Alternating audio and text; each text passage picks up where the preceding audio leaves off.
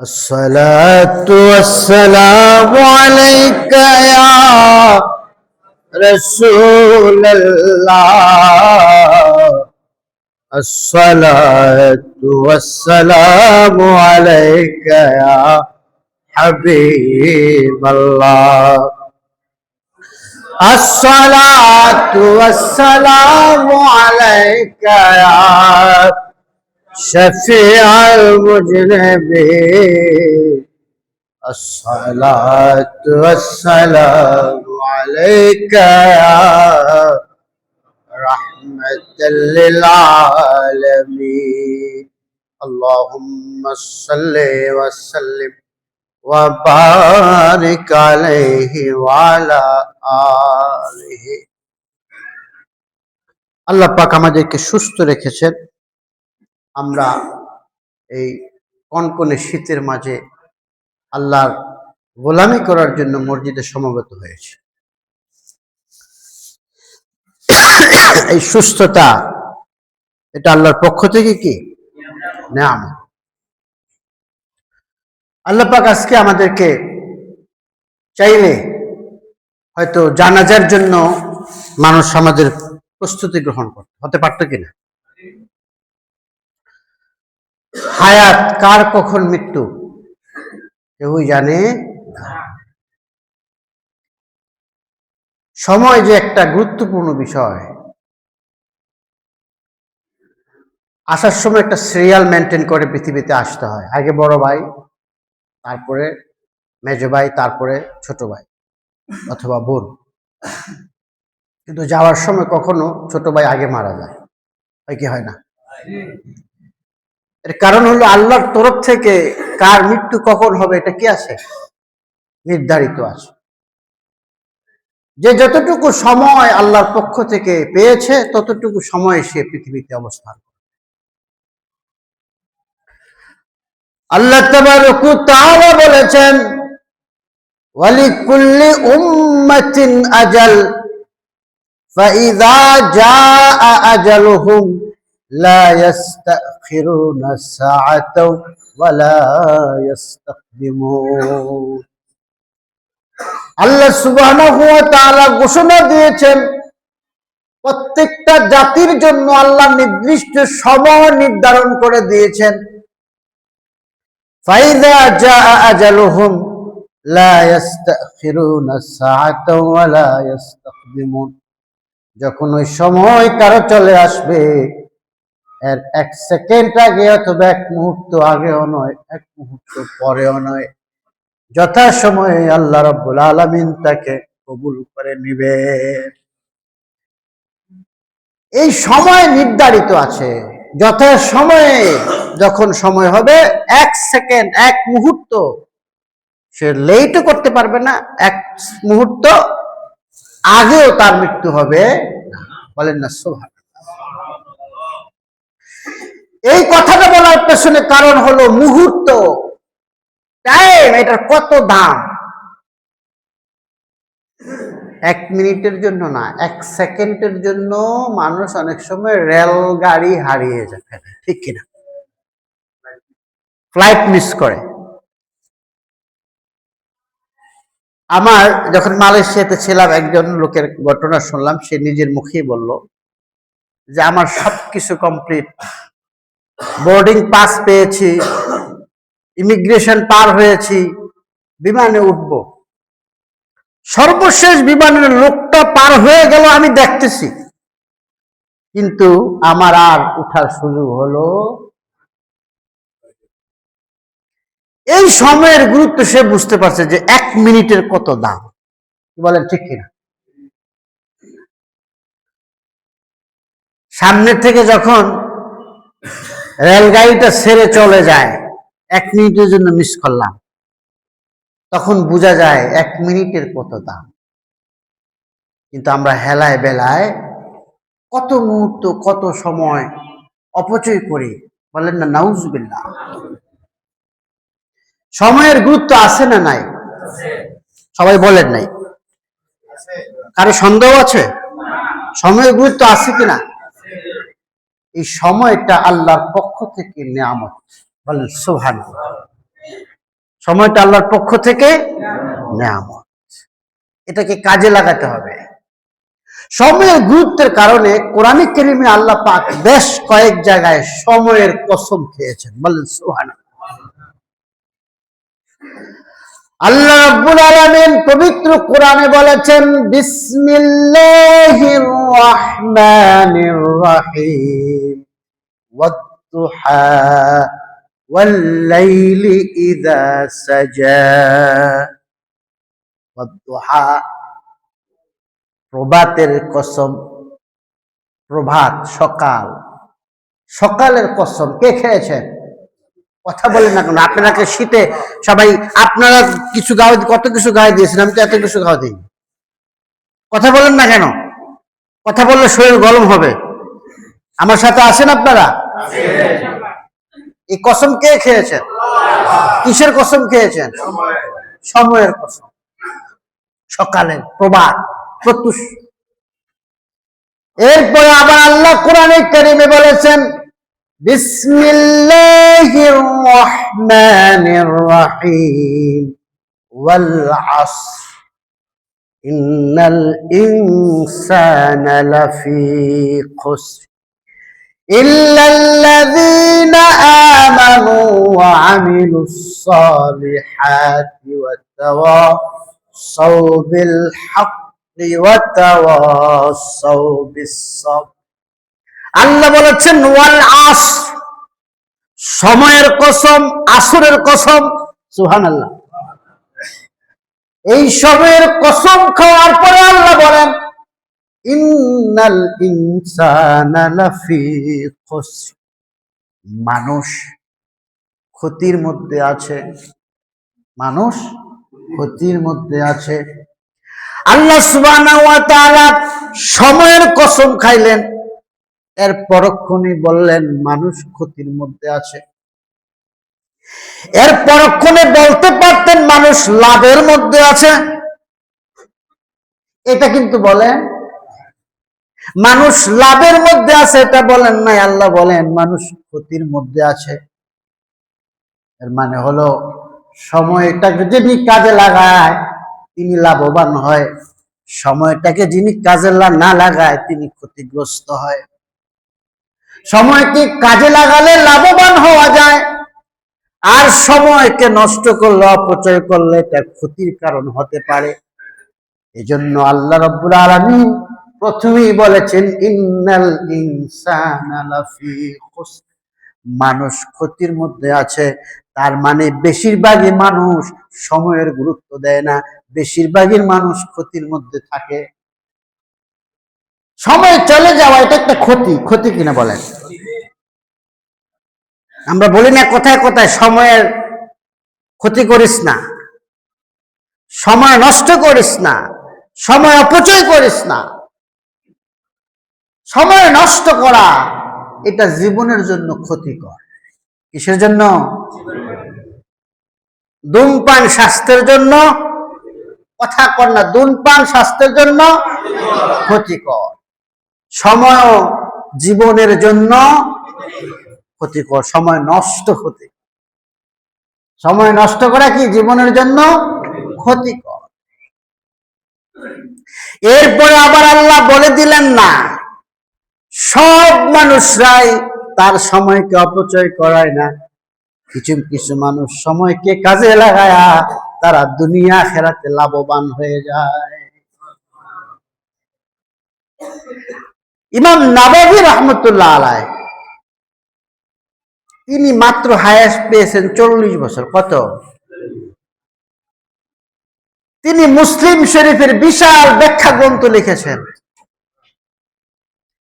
তিনি হাদিস শাস্ত্রে এবং বিভিন্ন জ্ঞান বিজ্ঞানে তিনি অনেক কিতাব লিখেছেন, অথচ বয়স পেয়েছেন কত? মাত্র। আবার অনেকে 100 বছর হায়াত পায়, কিন্তু কোন একটা দাগ কেটে যাইতে পারে। জীবন তো চলেই যাবে, আর দুনিয়াতে একটা দাগ কেটে যায়, সেই দাগটা দিনের খেদমতে হোক। বলেন না সুবহানাল্লাহ? পারি কিনা, পারি কিনা বলেন? এই জন্য আপনার সারা জীবনে একটা অন্তত আপনি উদ্দেশ্য লালন করেন যে আমি দিনের একটা খেদমত করে যাব, আমি মরে গেলেও এটা যেন থাকে। হযরত ইমাম নববী 40 বছরে এত নিয়ামত পেয়েছেন, বারাকা পেয়েছেন, এটা দিয়েছে কে? এই জন্য সময় আল্লাহর পক্ষ থেকে নিয়ামত, এটাকে কাজে লাগাতে হবে। আজকের আলোচনা বিশেষ করে বর্তমান যুবক যারা কিশোর, তাদের জন্য খুবই দরকার। তারা সময়ের গুরুত্বটাকে মোটেও চিন্তা করে না। মোবাইল হাতে পেলে মিনিটের পর মিনিট, ঘন্টার পর ঘন্টা চলে যায়, অথচ সময়ের কত গুরুত্ব। আমাদেরকে আল্লাহ রাব্বুল আলামিন শুধু মোবাইল টিপার জন্য পাঠান নাই। কি মোবাইল টিপার জন্য পাঠাইছে? আমাদেরকে আল্লাহ পাঠিয়েছেন ইবাদতের জন্য। আল্লাহ রাব্বুল আলামিন প্রথমে কসম খাইলেন সময়ের, তারপরে বললেন মানুষরা ক্ষতির মাঝে আছে, তারপরে বললেন মানুষরা ক্ষতির মাঝে আছে। এরপরে আল্লাহ বলেন তবে ইল্লাল্লাযীনা আমানু ওয়া আমিলুস সালিহাতি ওয়া তাওয়াসাউ বিল হাক্কি ওয়া তাওয়াসাউ বিস সাবর।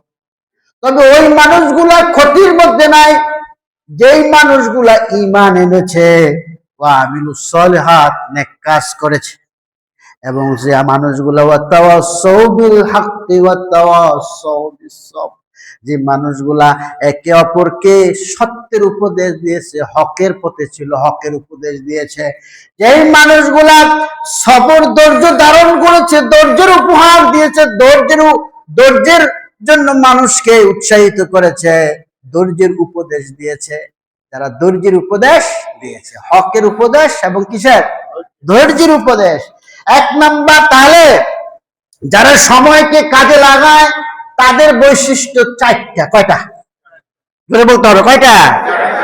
এই 4টে বৈশিষ্ট্য যদি থাকে তার মানে সময়কে কাজে লাগানো যাচ্ছে। 4টা বৈশিষ্ট্য না থাকলে সময় নষ্ট হচ্ছে। 4টা বৈশিষ্ট্যের 1 নাম্বার হলো যারা ঈমান আনবে, 2 নাম্বার তারা আমল করবে, 3 নাম্বার তারা হক সত্যের উপদেশ দিবে, 4 নাম্বার তারা ধৈর্যের উপদেশ দিবে। বলেন সুবহানাল্লাহ। তার মানে হলো এই জীবনটা তখনই লাভবান হবে যার মধ্যে ঈমান আছে, যার মধ্যে আমল আছে, যিনি সত্যের উপরে প্রতিষ্ঠিত, যিনি ধৈর্যের মধ্যে আছে। বলেন সুবহানাল্লাহ। কয়টা? 4টা। মনে রাখবেন, এই 4টা যতক্ষণ পর্যন্ত আপনার আমার মধ্যে আছে ততক্ষণ পর্যন্ত আপনার আমার সময় নষ্ট হবে। কিভাবে? ঈমান এনেছেন, এখন আমল করবে। আমল যখন আমলের কথা আসবে তখন তো বান্দার কোনো মুহূর্ত নষ্ট হওয়ার কোনো সুযোগ নাই। আর বান্দা সত্যের মধ্যে থাকবে সবসময়। যিনি সবসময় সত্যের মধ্যে থাকেন তার সময় নষ্ট হতে পারে না। কারণ কেন? সে যে কাজটা করবে সেটার মধ্যে সততা থাকবে, নিষ্ঠা থাকবে, একনিষ্ঠতা থাকবে, তাই তো দায়িত্ব যথাযথভাবে সে পালন করবে। ঠিক কিনা বলে? এবং বিপদ যখন তার মধ্যে আল্লাহ দিয়ে দেয়, বিপদ আসে, তাকে পরীক্ষা করে, সে কি করবে? ধৈর্য ধারণ করবে। সুবহানাল্লাহ। অধৈর্য হয়ে যাবে না। যারা সময় নষ্ট করে তারা অধৈর্য হয়ে যায়। সময় নষ্ট করলে মানুষ অধৈর্য হয়ে যায়। দেখবেন সময়কে যারা মূল্যায়ন করে না, যারা যেভাবে খুশি, জীবনের কোন রকমের রুটিন নাই, যা খুশি তা করে, তারা দেখবেন মুহূর্তের মধ্যে রাগ হয়ে যায়, মুহূর্তের মধ্যে তাদের পরিবর্তন দেখা দেয় মেজাজের মধ্যে। এর কারণ হলো সে সময় নষ্ট করে, মূল্যায়ন করতে জানে না। তার অন্তরের মধ্যে কি নাই? শান্তি নাই। অন্তরের শান্তি তখন হয় যখন মানুষের মধ্যে ধৈর্য থাকে। বিপদ আসতেই পারে, ঠিক কিনা বলেন? আল্লাহ মানুষকে কি করে? পরীক্ষা করেন বিপদ দিয়ে, বিভিন্ন বিপদ দিয়ে। কিন্তু বিপদের মধ্যে কি করতে হবে? ধৈর্য ধারণ করতে হবে। আপনি যখন ধৈর্য ধারণ করবেন তখন অটোমেটিক আপনার অন্তরের মধ্যে প্রশান্তি অনুভব করবেন। আর আপনি যখন অধৈর্য হয়ে যাবেন তখন দেখবেন আপনার মেজাজ খারাপ হয়ে গেছে। কি ঠিক কিনা বলেন? এই জন্য এই 4টা কথা আল্লাহ কোরআনে সূরা আসরের মধ্যে বলে দিয়েছেন, সময়ের কসম খেয়ে। এরপরে বলেছেন তারাই সময়কে কাজে লাগায়, ক্ষতির মধ্যে নাই। কারা? যারা ঈমান আনে, যারা আমল করে, যারা কি করে? সত্যের মধ্যে থাকে এবং সত্যের উপদেশ দেয়, এবং যারা কি করে? ধৈর্যের সাথে থাকে, ধৈর্যের উপদেশ দেয়। বলেন না সুবহানাল্লাহ। এই জন্য সময় আমাদের কখন শেষ হয়ে যায় কেউ বলতে পারবো? যদি বলেন না, হায় হায় বিদায় বেলায়, বিদায় বেলায় মোরে দিও গো দেখা, হে প্রিয় রাসূল। এই যে বিদায় বেলায় রাসূল দিও গো দেখা বললাম, কিন্তু সে কাজটা করছি না। কয়বার দুরূদ শরীফে সময় দিয়েছি। আপনাকে সময় দিতে হবে। এই সময়কে রাসূলের প্রেমে অতিক্রম করেছি কিনা। বিদায় বেলায় মোরে দিও গো দেখা, হে প্রিয় রাসূল। বিদায় বেলায় মোরে, হে প্রিয় রাসূল, তব দিদারে হবে ধন্য তখন আমি, শূন্য দেহ যখন লুটাবে ধুলায়। বিদায় বেলায়, বিদায় বেলায় মোরে দিও গো দেখা, হে প্রিয় রাসূল। বিদায় বেলা মোরে, হে প্রিয়, তব দিদারে হব ধন্য তখন আমি, শূন্য দেহ যখন লুটাবে ধুলায়। বিদায় বেলা দিও গো দেখা, হে প্রিয়। কত নবী ওলি ছিল ধরার মাঝে, সবাই সবাই চলে গেছে। আপনারা তো গজল এতদিনে মুখস্থ করতে পারেন নাই, আমি ভুলে গেল আমার বলতে পারেন না। কত নবী ওলি ছিল ধরার মাঝে, সবাই কইতে পারলেন না। আল্লাহুম্মা সাল্লি আলা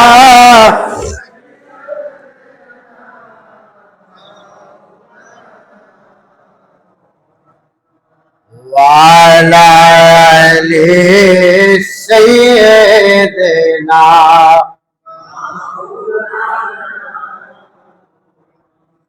তাহলে মূল কথা হলো বিদায় নিতে হবে কি হবে না, কিন্তু বিদায়টা আমরা চাই হুসনুল খাতেমা। কি বলেন না? হুসনুল, হুসন মানে উত্তম, খাতেমা মানে শেষ বিদায়। শেষ বিদায়টা যেন কি হয়? উত্তম হয়। আর সেই শেষ বিদায়টা উত্তম হওয়ার জন্য কি করতে হবে? সময়কে কাজে লাগাতে হবে। আসল পয়েন্ট এটা, সময়কে কাজে লাগাতে হবে। ইল্লাল্লাযীনা আমানু ওয়া আমিলুস সালিহাত ওয়া তাওয়াসাউ বিল হাক্কি ওয়া তাওয়াসাউ বিস। আজকের এই ওয়াজ মনে থাকবে? জীবিত থাকলে কয়টা পয়েন্ট কাজে লাগাইতে হবে? ঈমান আনতে হবে, আমল করতে হবে, সত্যের উপরে থাকতে উপদেশ দিতে হবে, এবং ধৈর্যের সাথে থাকতে হবে, ধৈর্যের উপদেশ। এই চারটা। আল্লাহ আমল করার তৌফিক দান। এবার আসেন সময়ের গুরুত্ব নিয়ে। আল্লাহর হাবিব কি বলেছেন? দয়াল নবীজি বলেছেন পাঁচটা জিনিস, পাঁচটা জিনিসের আগে সম্পদ মনে করো। পাঁচটা জিনিস, আরো পাঁচটা জিনিসের আগে মূল্যবান বস্তু, মূল্যবান সম্পদ মনে করো। কয়টা জিনিস? পাঁচটা জিনিস। কয়টার আগে? পাঁচটা জিনিস। পাঁচটা জিনিসের আগে মূল্যবান সম্পদ মনে করো, মানে এই পাঁচটা জিনিসের হেফাজত করো, পাঁচটা জিনিসকে কাজে লাগাও। এই পাঁচটা জিনিসের এক নাম্বার হলো ইগতানিম খামসান কাবলা খামসিন, সাবাবুকা কাবলা হারমিক। সাবাব মানে যৌবন, যৌবন কালটাকে হেফাজত করো, সম্পদ মনে করো বৃদ্ধ হওয়ার আগে। যুবক যারা আছো, এই সময়টা জীবনের সবচাইতে গুরুত্বপূর্ণ সময়। তুমি মনে করো তোমার শরীরে শক্তি আছে, তোমার শরীরে শক্তি আছে, জোয়ানকালের তোমার হিম্মত আছে, তুমি মনে করো এটা মনে হয় সারা জীবন থাকবে। কিন্তু তুমি একটু লক্ষ্য করো ডানে বামে, তোমার আগে তোমার আগে তুমি ছিলা না, তারপরে যখন তোমার অস্তিত্ব হলো তখন তুমি অসহায় ছিলা, ঠিক কিনা? সন্তান জন্মের পরে সে শুধু কান্না করতে জানে, আর কিছুই করতে পারে না, অসহায়। ওই দিন পেপারে একটা ছবি দেখলাম, চট্টগ্রামের আনোয়ারা দুইটা সন্তানকে শীতের মধ্যে বাবা মা রেখে চলে গেছে। একটার বয়স 4 বছর মেয়েটা, আরেকটার বয়স 2 বছর। 4 বছরের মেয়ে ছোট্ট ভাই 2 বছরের জড়াইয়া ধরে আছে শীতের মধ্যে, কনকনে শীত। তখন অটো ড্রাইভার নাকি সিএনজি ড্রাইভার তাদেরকে তুলে নিয়ে থানায় জানিয়েছে, হাসপাতাল ভর্তি করেছে। কিন্তু পরক্ষণেই কিছুদিন পর ওই ছোট্ট ছেলেটা মারা গেছে। এই যে কনকনে শীতে সে মারা গেল, সে কত অসহায়। বাবা মা যখন তাকে রেখে আসছে সে হলো কি তখন অসহায়। আপনি আমি এরকম অসহায় ছিলাম, একটু নিজের দিকে তাকান ভাই, এরকম অসহায় ছিলাম আমরা। সেই বাবা মা আপনাকে আমাকে আদর যত্ন করে বড় করার পরে বাবা মাকে আমরা ভুলে যাই, আছে না নাই? যুবক বয়স, যৌবন বয়সে এসে যখন শরীরে শক্তি আছে, যা খুশি তা করতে পারি, বলতে পারি, তখন সব পিছনের কথা ভুলে যাই, আমার অসহায়ত্বের কথা আমি ভুলে যাই। না, মনে রাখতে হবে আমার এই শক্তি, এই সবলতা বেশি দিনের কথা বলে না, বেশি দিনের।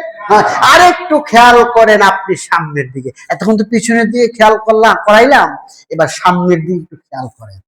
সামনের দিকে যখন খেয়াল করবেন তখন দেখবেন আপনার আগে যারা দুনিয়াতে আসছিল তারা আপনার মতো যুবক ছিল, আজ তাদের দাড়িগুলা পেকে গেছে, তাদের শরীরের চামড়াগুলা কুঁচকে গেছে, শরীরের শক্তি কমে আসছে, ঠিক কিনা?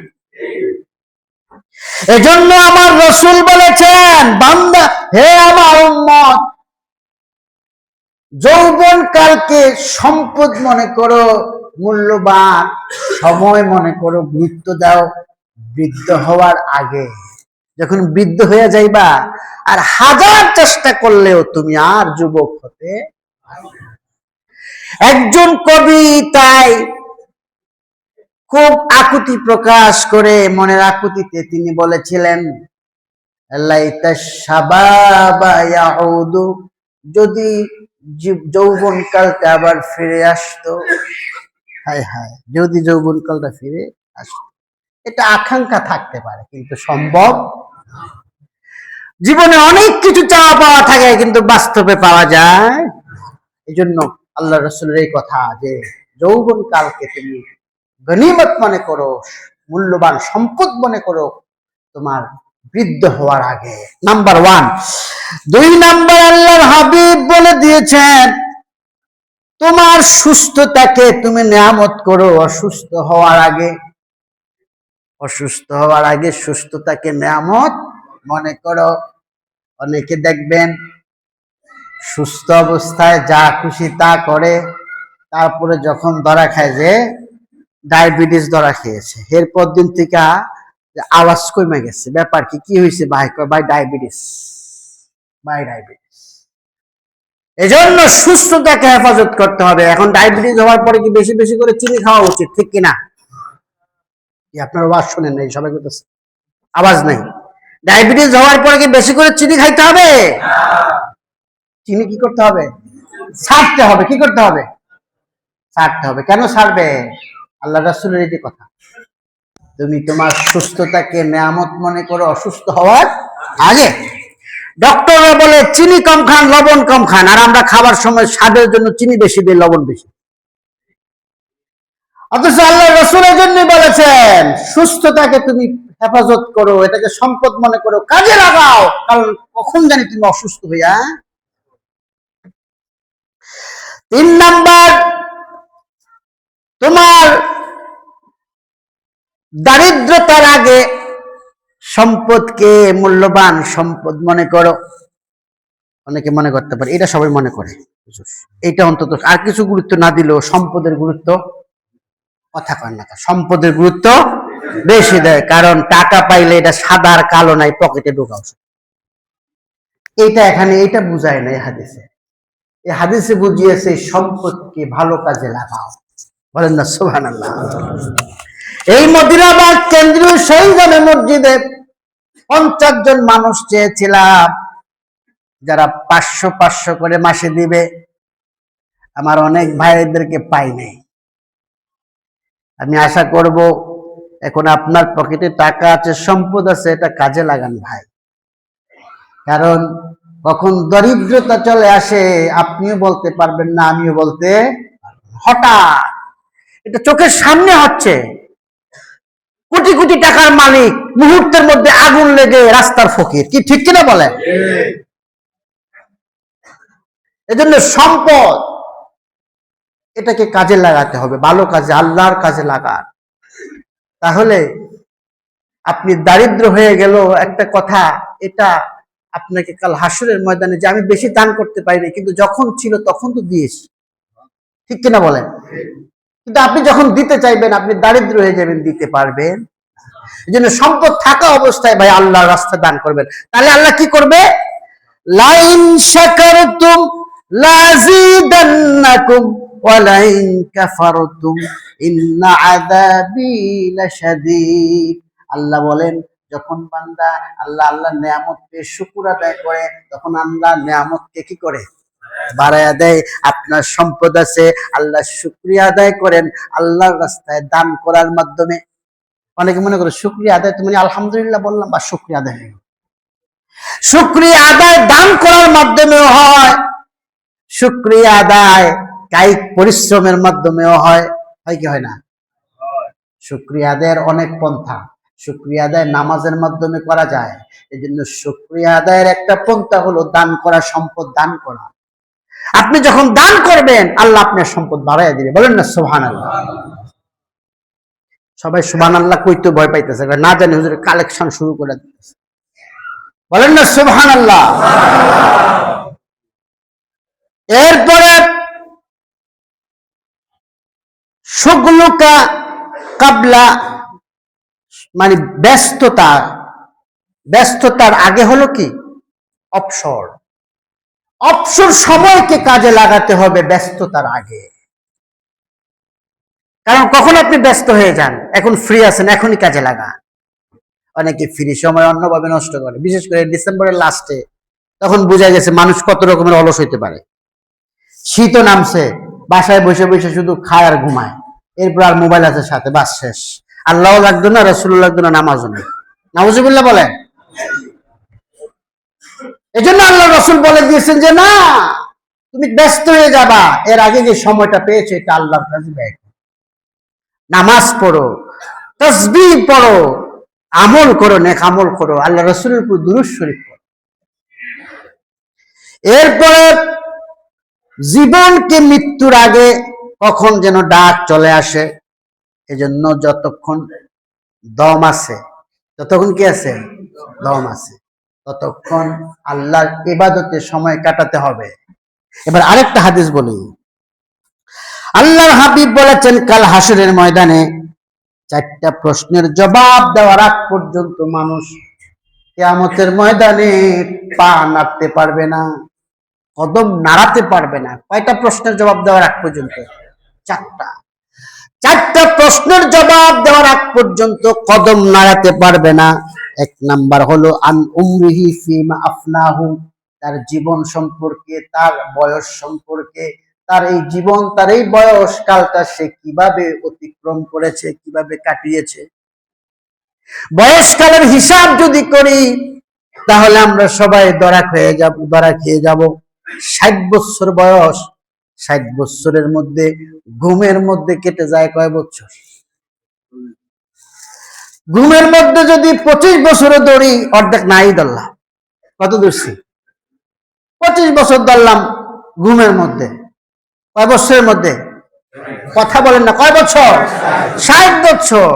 25 বছর ধরলাম আমি ঘুমের মধ্যে কাটাইছি, আর কয় থাকে? এই 35-এর মধ্যে ছোটবেলায় খেলাধুলায় এমনে হেমনে চলে যায় 10 বছর,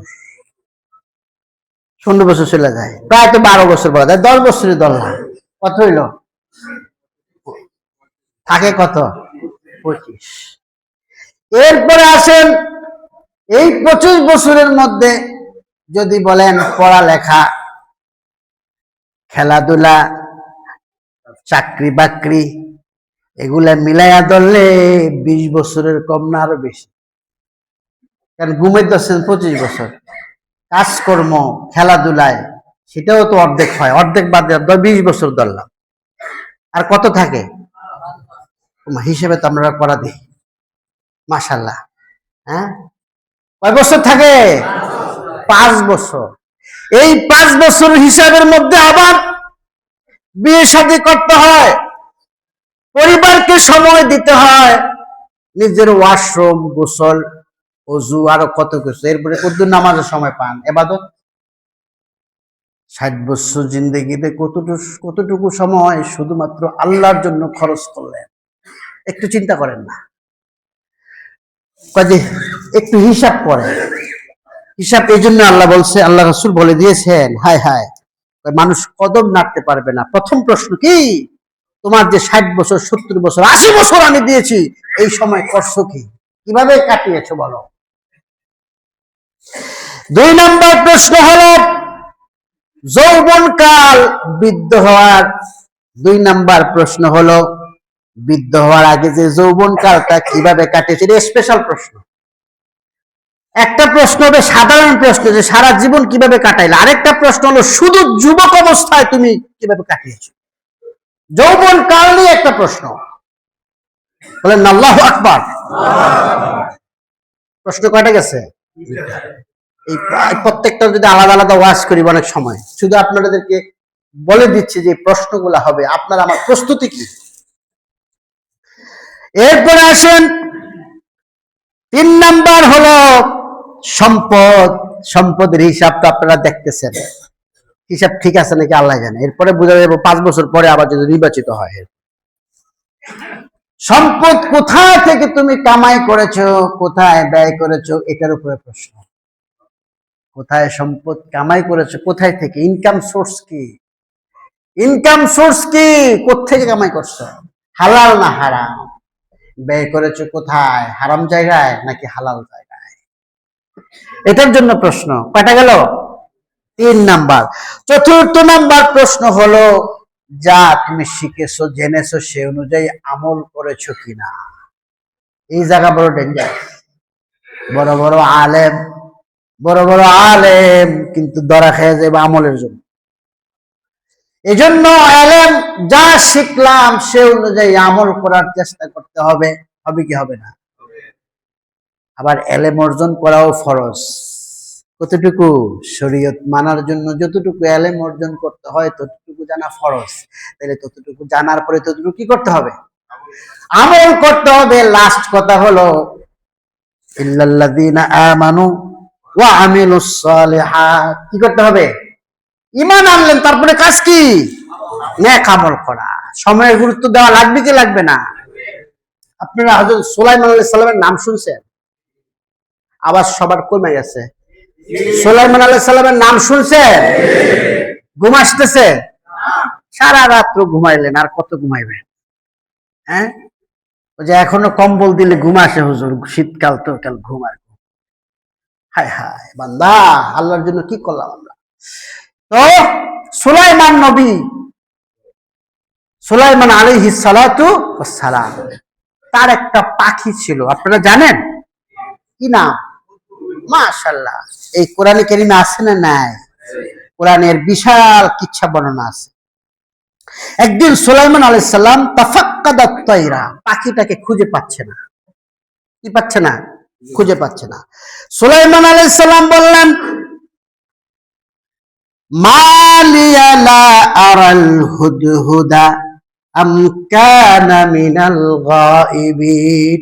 আমার কি হলো, আমি হুদহুদ পাখি দেখতেছি না। হুদহুদ পাখি কোথায়? সুলাইমান আলাইহিস সালাম রাগ হয়ে গেলেন, কেন পাখি সময় মতো নাই, টাইম মতো উপস্থিত নাই কেন? সুলাইমান আলাইহিস সালাম বললেন, লা উআযিবান্নাহু আযাবান শাদীদা, আমি তারে আসলে কঠিন শাস্তি দেব। কি দেব? কঠিন শাস্তি। অথবা আমি তাকে জবাই করে ফেলবো। শাস্তি দেবে আমার, একবার জবাই করে ফেলবো। কেন আজকে তো লেট? কোথায় গেছে সে? আমি কেন তাকে দেখতেছি না? এরপরে বলে, তবে হ্যাঁ, উপযুক্ত কারণ দর্শাইতে হবে তার, কেন কোথায় গেছে। হুদহুদ চলে গেছে ইয়েমেনের সাবা, সেখানে বিলকিস রানীকে দেখতে। উঠতে উঠতে উঠতে উঠতে একটা নগরী দেখলো, এত সুন্দর, ব্যাপার কি, এখানে কি হয়? গিয়ে দেখে এক মহিলা, বিলকিস রানী হলো সেই জায়গার প্রধান রানী, আর ওই দেশটা এত সুন্দর। এবং সে বলল তারা আল্লাহকে ছেড়ে সূর্যের পূজা করে। কিসের? সে আয়সা খবর দিল, আসছে সুলাইমান আলাইহিস সালামের কাছে। আয়সা বলতেছে, হুজুর, আমি তো আজকে সাবা নগরীতে গিয়েছি, ইয়ামান, সেখানে আমি বিলকিস রানীর সেই রাজত্ব, সেই দেশ আমি দেখে আসছি। সেখানে আমি দেখেছি তার একটা বড় সিংহাসন আছে। কি আছে? আরশুন আযীম, কোরআনে বলা আছে তার একটা সিংহাসন আছে। সুলাইমান আলাইহিস সালাম বলল, যদি এটা তোমার সত্য মিথ্যা হয় তাহলে তোমার খবর আছে, আর সত্য কিনা এটা আমি পরীক্ষা করব। একটা চিঠি লিখলেন। কি লিখলেন? চিঠি। চিঠির মধ্যে তিনি দিয়ে দিলেন, ইন্নাহু মিন সুলাইমানা। হ্যাঁ, এই চিঠি দিয়া, এখানে চিঠির কথা ডাইরেক্ট কোরআনে কারীমের মধ্যে উল্লেখ আছে, ইন্নাহু মিন সুলাইমানা। কোথায় যেন আছে এই কোরআনে কারীমের এই সূরা নামল, কোথায়? সূরার নাম কি? সূরা নামল। এই সূরা নামলের মধ্যে আপনারা দুইবার বিসমিল্লাহ পাবেন। এই যে পেয়ে গেছি, ইন্নাহু মিন সুলাইমানা ওয়া ইন্নাহু বিসমিল্লাহির রহমানির রহিম আল্লাহ তাআলু আলাইয়া ওয়াতুনি মুসলিমিন। সূরা সাল্লাম চিঠি লিখে দিলেন, আল্লাহর নামে চিঠি। এরপরে বললেন যে তোমরা কি করো, বেশি আমার সাথে বরত্ব প্রকাশ করবা না, তোমরা সারান্ডার করো, তোমরা কি করো, আত্মসমর্পণ করে চলে আসো। চিঠি লিখে পাঠাই দিলেন। এখন হুদহুদ পাখি নিয়ে চিঠি দিছে। বিলকিস রানী চিঠি পেয়ে সে সমস্ত মন্ত্রীদেরকে ডেকে বললে, এই অবস্থা, এখন কি করা যায়? তারা বলতেছে, আপনি যদি আদেশ করেন আমরা যুদ্ধ করব, আপনি যা আদেশ করবেন আমরা তাই করব। বিলকিস রানী বললেন, যদি যুদ্ধ করো তাহলে মনে রাখবা, যারা কোন দেশে প্রবেশ করে সেনাবাহিনী, তাহলে ওই দেশকে তছনছ করে দেয়। সুতরাং আমাদের জন্য ভালো হবে আমরা আত্মসমর্পণ করি, তার কাছে আমরা সারেন্ডার করি। যখন এই সিদ্ধান্ত নিলেন, এদিকে হুদহুদ পাখি বলতেছে, এই কাহিনী হুজুর, তারা আপনার কাছে আত্মসমর্পণ করে আসতেছে। সুলাইমান আলাইহিস সালাম বললেন, এই মুহূর্তে কে পারবা বিলকিস রানীর সিংহাসনটা আমার সামনে হাজির করতে?